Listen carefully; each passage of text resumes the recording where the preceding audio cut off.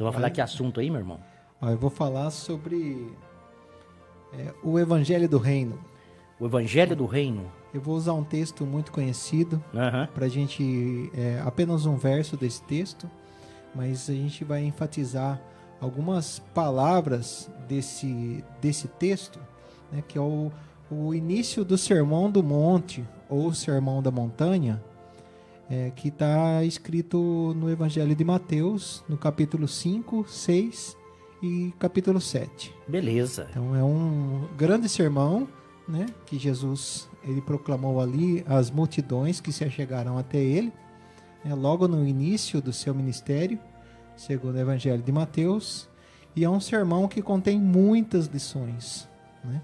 Contém muitas lições, todas lições importantes e necessárias para o cristão, e que nós vamos compartilhar no dia de hoje aqui apenas o seu início, né? Apenas um dos primeiros versos desse sermão, e a gente vai procurar entender então um pouco do que é esse Evangelho do Reino e a respeito do que ele diz a partir desse texto.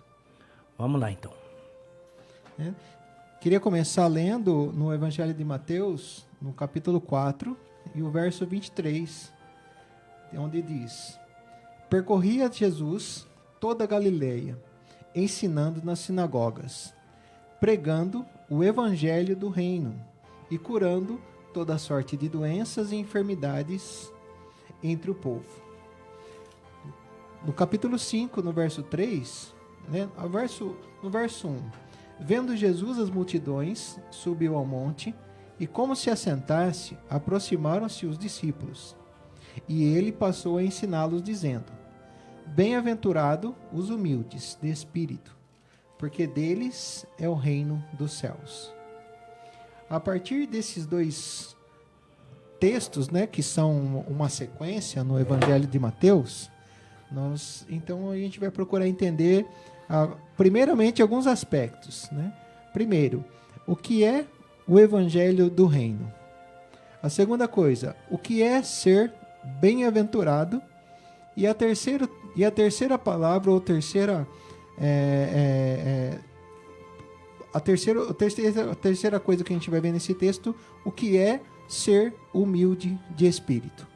Então, dentro desses três aspectos no texto, a gente vai caminhar para poder compreender, né, o que é então ser bem-aventurado, o que é ser humilde de espírito e o que é o reino de Deus, o reino dos céus. Primeiramente, a gente precisa sempre lembrar, né, que todo texto da Escritura, seja um verso, seja um capítulo, seja um livro, está dentro de um contexto maior. E o contexto maior sempre é toda a Bíblia. Sempre é toda a Escritura. Então nós nunca podemos pegar um texto e tentar entender ele somente à luz dele mesmo. Nós precisamos compreender isso. Toda vez que eu leio um versículo, eu preciso entender ele à luz de toda a Bíblia. E a Bíblia, então, lá desde Gênesis até o livro de Apocalipse, ela fala a respeito do reino de Deus. Quando Deus criou todas as coisas, ele colocou o homem para que governasse a terra, para que dominasse a terra. Então Deus, na criação, estabeleceu o seu reino e colocou o homem como rei, colocou o homem como profeta, colocou o homem como sacerdote. Adão, então, tinha esses três ofícios: rei, profeta e sacerdote. Rei é aquele que governa, é aquele que administra, é aquele que gerencia toda a criação. No caso, que foi o mandato dado para Adão, né? Profeta, porque ele seria a boca de Deus, ele seria ele que compartilharia, ele que transmitiria a palavra de Deus. E sacerdote, porque ele representaria toda a humanidade diante de Deus. Então essas três funções foram dadas para o homem. Então nós percebemos que esse reino de Deus, ele foi estabelecido na criação. Mas o que houve logo após a criação foi a queda. Quando o homem desobedeceu a Deus, e quando ele desobedece a Deus, toda a criação é amaldiçoada. Toda a criação é punida, por quê? Porque o homem sendo sacerdote e representando toda a criação, então, além de ele sofrer a punição de Deus, toda a criação recebe também a punição, porque é representada pelo homem. A partir desse momento, o que acontece? O próprio Deus vem até o homem e traz uma mensagem que, da onde essa mensagem, Deus providenciaria um outro rei, providenciaria um redentor, um libertador, um salvador. E nós vemos lá em Gênesis capítulo 3, onde é descrito tudo isso, né? A queda e a promessa de um novo rei, de um novo redentor, de um redentor, a promessa de um salvador, no versículo 15, quando Deus promete que da descendência da mulher viria aquele que esmagaria a cabeça da serpente. Essa mensagem, então, ela é ampliada, ela detalhes sobre quem seria e como seria esse novo rei, então eles são estabelecidos no decorrer do Antigo Testamento em toda a história de Israel. E nós vemos então que Moisés, quando libertou o povo, uma das funções dele era administrar, era governar aquela nação. Então Moisés, de alguma forma, ele exercia de alguma forma os ofícios de rei, profeta e sacerdote. E a partir de Moisés, esses ofícios foram distribuídos em toda a nação para pessoas diferentes. E Moisés, assim como todas as pessoas que são descritas na Bíblia, de alguma forma apontam para o verdadeiro rei que viria de vir. O primeiro rei que foi colocado sobre a nação de Israel foi Saul. Agora, logo após Saul, Deus estabeleceu e ungiu um rei que esse sim representaria, apontaria para o verdadeiro rei que viria. Esse rei foi Davi. Davi, então, ele aponta para Jesus, que seria o rei que haveria de vir, assim como todos os reis da nação de Israel. Todos os reis, então, tinham a função que foi dada por Deus, mas a sua principal função dentro da história da redenção seria apontar para o verdadeiro rei. E esse verdadeiro rei, ele vem. Na plenitude dos tempos, o próprio Deus, o Filho de Deus, ele se despe da sua glória e ele encarna, e ele nasce numa criança. E quando ele nasce, os anjos e os homens proclamam que o rei havia nascido. Ele nasce em Belém, ele cresce e no seu ministério, todas aquelas 3 funções que foram dadas para Adão, agora são obedecidas e cumpridas por esse rei. E nesse tempo em que ele permanece aqui na terra, o evangelho do reino de Deus, a boa notícia, que aquele que foi prometido desde a queda do homem e foi prometido para toda a nação de Israel e para todo o mundo, ele tinha chegado. Então, aquele rei, ele assumiria então o seu trono a partir da sua morte e ressurreição. Quando então Jesus, ele ressuscita, ele diz aos seus discípulos, em Mateus capítulo 28, né? Eis que foi-me dado toda a autoridade nos céus e na terra. Portanto, ide e evangelizais, batizando em nome do Pai, do Filho e do Espírito Santo. Então, no momento da ressurreição, Cristo, ele recebe do Pai toda a autoridade nos céus e na terra. E quando Jesus ascende aos céus, ele então reina à destra do Pai toda a criação. Então, esse rei que foi prometido e que foi apontado a partir dos reis de Israel, ele vem, ele cumpre o propósito e os mandatos que foram dados para Adão, que não cumpriu. Então, Jesus é o rei, Jesus é o profeta, porque ele é a verdadeira palavra, e Jesus é o sumo sacerdote, porque ele representa todas as pessoas na humanidade por quais ele morreu. Então, nós vemos que esse reino, ele foi estabelecido por Deus na criação.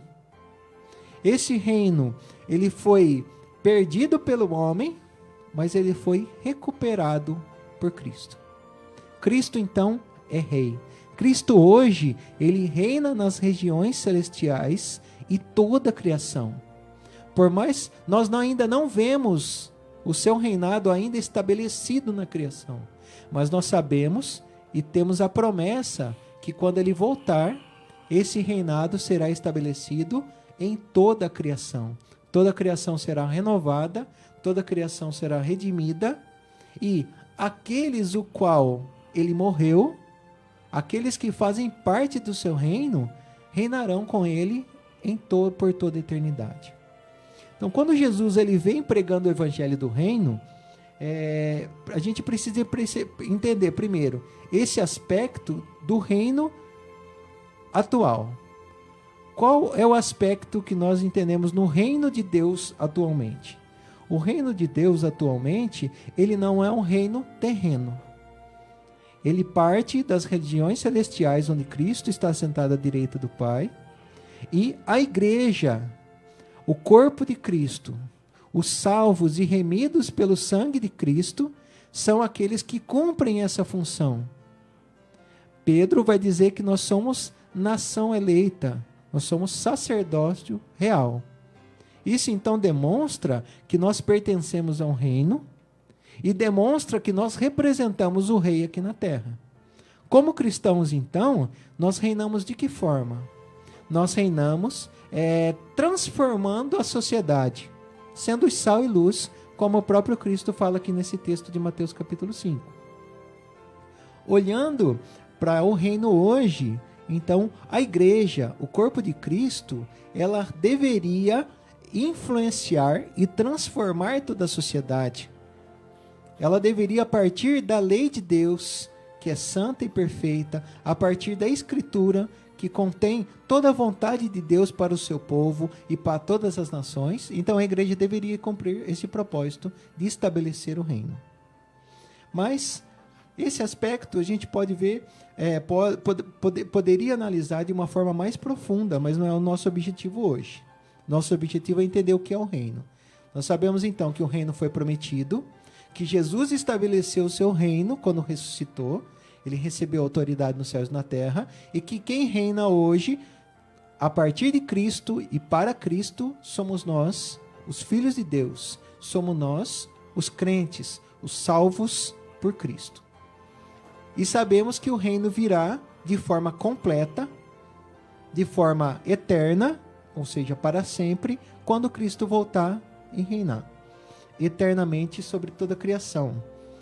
Então nós precisamos compreender então esses três aspectos do reino. Olhando para a nossa situação hoje, né, como igreja que deve reinar e deve estabelecer, influenciar toda a sociedade como sal e luz, nós precisamos entender o que é fazer parte desse reino e como nós adentramos a esse reino. Então, nesse sermão, no Sermão do Monte, Jesus ele começa a ensinar os seus discípulos e a multidão se achega até eles. Então, Cristo ele tem primeiro essa preocupação em transmitir as verdades do reino, em transmitir aquilo que estabeleceria o reino dele na terra, que seria dado ou iniciado a partir da sua igreja. E então ele começa a ensinar os seus discípulos, e nisso toda a multidão se achega. E esse primeiro verso, né, quando ele inicia esse ensino, ele diz assim: bem-aventurados os humildes de espírito, porque deles é o reino dos céus. A gente precisa entender no Evangelho de Mateus que reino de Deus e reino dos céus é a mesma coisa, são sinônimos, né? Tem o mesmo significado. Reino de Deus e reino dos céus. Então, esse reino dos céus é esse aspecto que a gente está falando, né, que a gente acabou de falar. Mas o que é então ser bem-aventurado? Esse texto nos mostra que o bem-aventurado faz parte desse reino. Que o bem-aventurado, ele está neste reino, que é espiritual nesse momento, mas que será físico, que será completo quando Cristo voltar. Bem-aventurado diz respeito à graça de Deus. Bem-aventurado, em algumas traduções para o português, vem com a palavra feliz.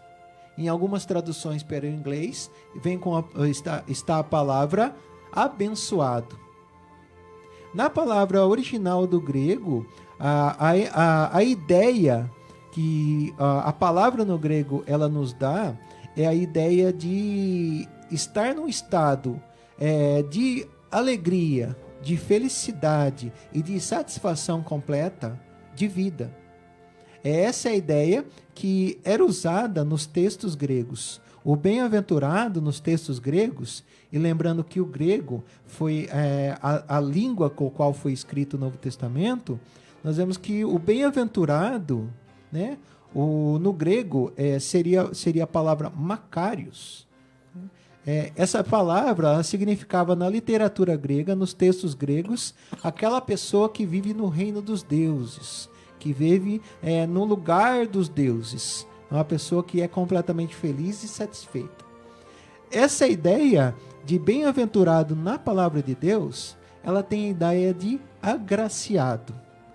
A graça, nós precisamos sempre lembrar que é o favor imerecido que os homens recebem da parte de Deus. A graça, então, não depende de nenhum mérito da pessoa, de nenhuma qualidade. A graça não depende de nada no ser humano. Ela vem totalmente e, como o próprio nome diz, gratuitamente de Deus. Então, a palavra bem-aventurado, ela diz respeito a isso. A um homem que recebeu um favor imerecido.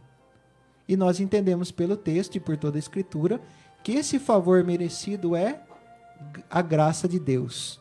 Ela provém de Deus por a sua livre e espontânea vontade e traz então para o homem essa satisfação plena de vida. Todas as pessoas, elas buscam a satisfação e a felicidade em coisas, em pessoas, relacionamentos, em prazeres da vida. Mas o texto de Eclesiastes, no capítulo 3, no verso 11, diz que Deus colocou um vazio no coração do homem. E esse vazio é a eternidade. E o que pode preencher a eternidade? Somente aquilo que é eterno. Nós sabemos que o único ser eterno é Deus. Então, o coração do homem, ele tem um buraco do tamanho de Deus. Portanto, somente Deus pode preencher esse vazio e dar a plena satisfação de vida para o ser humano e o pleno significado da nossa existência. Nós sempre perguntamos, né? Da onde eu vim, para onde eu vou, qual é o significado da minha vida, o que eu devo fazer para ser feliz. Todo homem procura responder essas perguntas de alguma forma. E nós temos na Escritura essa resposta. O propósito da existência do ser humano, pelo qual Deus o criou, é glorificar ao Pai. Glorificar ao Filho, glorificar ao Espírito Santo, glorificar a esse Deus triuno, perfeito em sua unidade e eterno. Bem-aventurado, então, não é simplesmente uma palavra que diz respeito a uma pessoa que é boa. Não. Bem-aventurado diz respeito àquele que é humilde de espírito. Algumas traduções, ela vai trazer as seguintes palavras: pobre de espírito. E se a gente for para o Evangelho de Lucas, ele descrevendo esse mesmo sermão, ele vai dizer só assim, bem-aventurados os pobres, porque deles é o reino de Deus. Se a gente olhar só para o Evangelho de Lucas, à luz daquilo que ele escreveu, e a gente não tiver uma compreensão correta de toda a Escritura, a gente vai entender que bem-aventurado é aquele que tem poucas condições financeiras, que é aquele que tem uma situação difícil economicamente. O pobre Então, bem-aventurado o pobre. Então, toda pessoa que é pobre, ela é bem-aventurada. A gente poderia chegar a essa conclusão. Mas o Evangelho de Mateus lança à luz esse texto e ele explica de forma mais completa que esse pobre é aquele que é pobre de espírito. Então, nós entendemos o texto de Lucas à luz do texto de Mateus. Então, o pobre que Lucas está falando é o pobre de espírito. E o que é ser pobre de espírito? Como eu falei, o pobre de espírito não é aquele que tem poucas condições financeiras. Porque o próprio texto está dizendo que é pobre de espírito. E pobre de espírito, aqui nesse texto, não significa uma pessoa que tem pouco. Não significa uma pessoa que tem condições, somente pouquíssimas condições, no sentido de ter o suficiente. É pouco, mas é suficiente. Porque a gente tem essa ideia de pobreza aqui no Brasil, né? Todo mundo que a gente acaba conversando, a maioria se considera pobre. Por quê? Porque tem uma vida simples. Simples no sentido de ter poucos bens materiais. Às vezes a pessoa tem um carrinho, uma casinha, ela se considera pobre, né? Não é isso que o texto está falando. O que o texto está falando? A palavra pobre aqui, ou humilde, ela significa aquele que não tem nada.